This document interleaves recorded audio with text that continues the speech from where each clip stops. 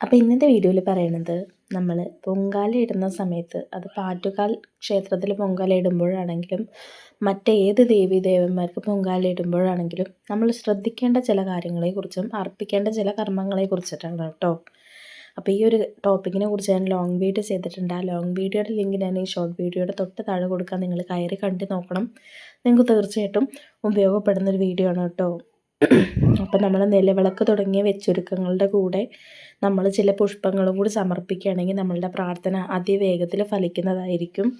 അപ്പോൾ അത്തരത്തിൽ സമർപ്പിക്കേണ്ട ചില പുഷ്പങ്ങളാണ് ചെത്തിപ്പൂവ്, പിച്ചി അഥവാ മുല്ലപ്പൂവ്, താമരപ്പൂവ്, ചെമ്പരത്തി, ചെണ്ടുമല്ലി, അതുപോലെ തന്നെ ചെത്തി. ഇത്തരം പുഷ്പങ്ങൾ എന്തിനാണ് സമർപ്പിക്കുന്നതെന്നും അതുപോലെ നമ്മൾ പൊങ്കാല സമയത്ത് ധരിക്കേണ്ട ചില വസ്ത്രങ്ങളുടെ പ്രാധാന്യത്തെക്കുറിച്ചും ധരിക്കേണ്ട വസ്ത്രങ്ങൾ, അതായത് കളറുകൾ ഏതൊക്കെയാണ് എന്നതിനെ കുറിച്ചിട്ടൊക്കെയാണ് ഞാൻ ആ ലോങ് വീഡിയോയിൽ പറയണത്.